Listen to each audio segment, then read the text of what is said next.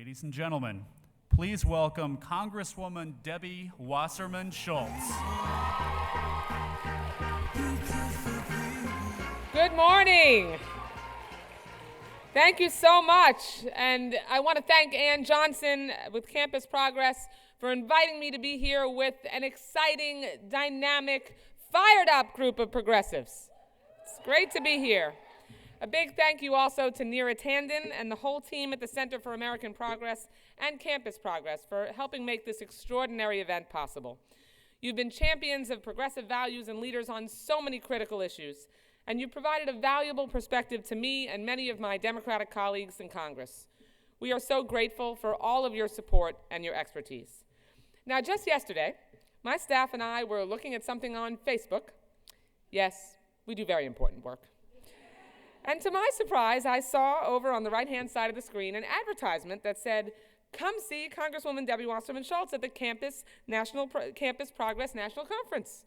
So I know that you put a lot of hard work into making today possible, and you've done such a great job at spreading the word, and this is an awesome crowd. And welcome to everyone to Washington who's traveled here from all over the country to take part in the National Conference. I know we all had to wake up a little bit early to get here this morning. Me probably earlier than you, because you probably just came downstairs. But thank you for that as well, because when I was at your stage of life, which was actually not that long ago, getting out of bed was a little tough, given whatever it is that I did the night before.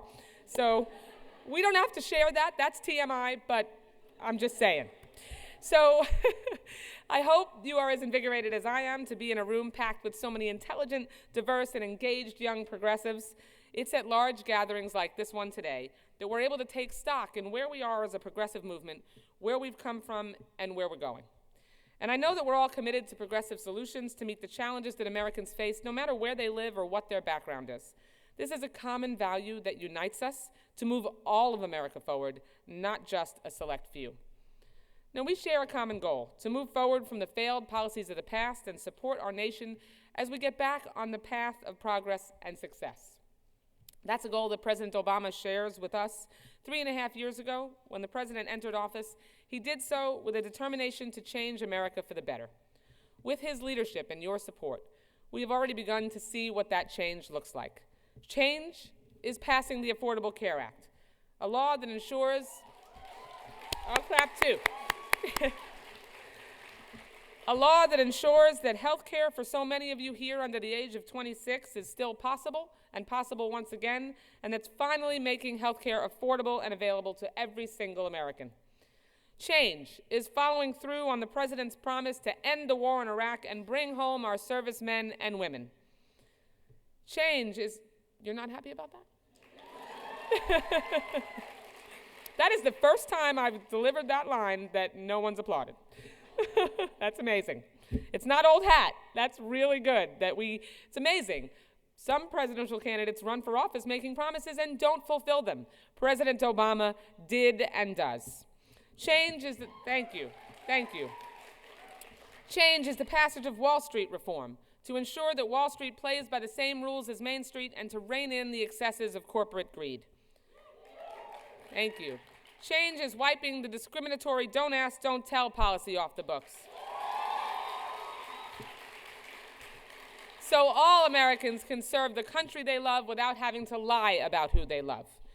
Change is enacting the Lilly Ledbetter Fair Pay Act to ensure that women receive equal pay for equal work. Change is staunchly defending a woman's right to choose and fighting back against those who attempt to defund Planned Parenthood and overturn Roe versus Wade. And change is recognizing our nation's diverse needs and our values as a nation of immigrants, rather than pushing extreme policies and divisive rhetoric when we know America can do better. Now, we see in the polls on issues like LGBT equality that attitudes are changing, and more Americans, especially led by young people like you, are embracing progressive ideas. We can look back at our political history and see the accomplishments that progressives have helped make happen, from the promise of Social Security more than 70 years ago to finally making sure that health care is a right and not just a privilege for the fortunate who could afford it.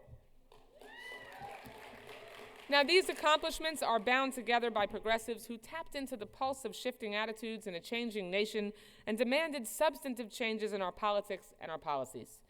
They knew that it wasn't the mere passage of time or the inevitability of progress that would drive America forward. It was people engaging in the process. It's a grim reality of our modern politics that young people, or really any group, can be ignored and overlooked if they fail to organize and stand up. But you haven't let that happen. With your groundswell of support, I'm proud that Congress and President Obama were able to prevent the interest rate on student loans from doubling for those looking to get a college education. Very important. Without action, millions of students would have faced owing thousands more in student loan debt.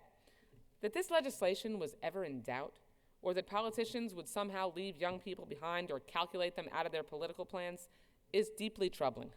But the reality is that we got this done because you were engaged and you demanded it. Now, we all know that young Americans want more than just an affordable education.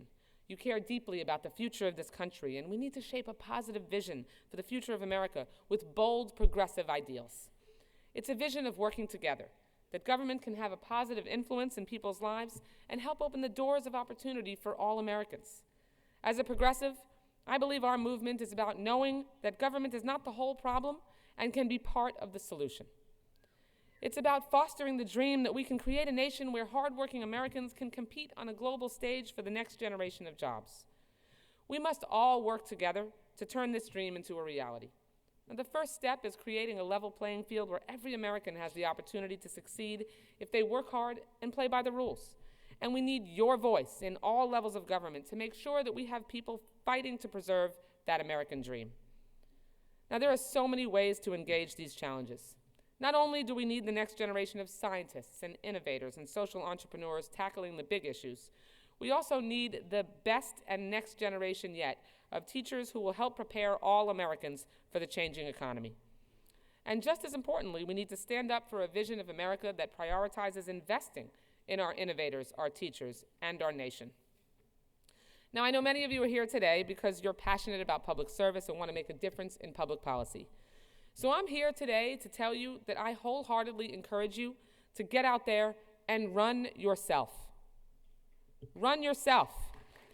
Don't look to the person next to you or down the street or that leader that you thought was a really good speaker. Look within you. Don't let anyone tell you that you're too young to make a difference or that it's best to wait your turn. My own personal dream of running for office motivated me to first run for the Florida House of Representatives at age 25. And I was the youngest woman ever elected to the Florida legislature, and later at 37 became the first Jewish woman elected to represent Florida in the United States House of Representatives. Now, I want to share with you that experience. During that first campaign in 1992, our economy was in a recession, and yes, that makes me 45 for those doing quick math. But our economy back then was in a recession, and the gap between the rich and the middle class was growing wider all the time. I went door to door in my community talking with voters about why I wanted to represent them in the Florida State Legislature. During that campaign, I knocked on 25,000 doors myself. I still have the shoes that I wore that summer and fall, and let me assure you, those are some pretty beat-up shoes. But that's why I won. I knew that I wouldn't always have the most money or the most momentum, and I can assure you that plenty of people told me I was too young and it was time to wait my turn and get online behind all of the other good old boys who'd been waiting for years before me. But I knew that the voice of my generation was severely underrepresented, and I made a promise to myself. The naysayers weren't going to get me down, and the fact that I didn't have the most money wasn't going to hold me back. No one was going to outwork me. No one. And my fellow progressives, in the coming months, there will be ups and there will be downs. There are going to be days when it feels like we can't do anything wrong, and days when it feels like we can't do anything right. But here's my promise to you. No one is going to outwork us. Now, I can't keep that promise by myself. I'm going to ask you to help me keep it. Work harder than you've ever worked before and encourage those around you to get involved. One of my greatest privileges in Congress is being able to represent voices that haven't always been here in Washington. As a mom with young children, I'm bringing forward the perspectives of millions of Americans who haven't always had a say.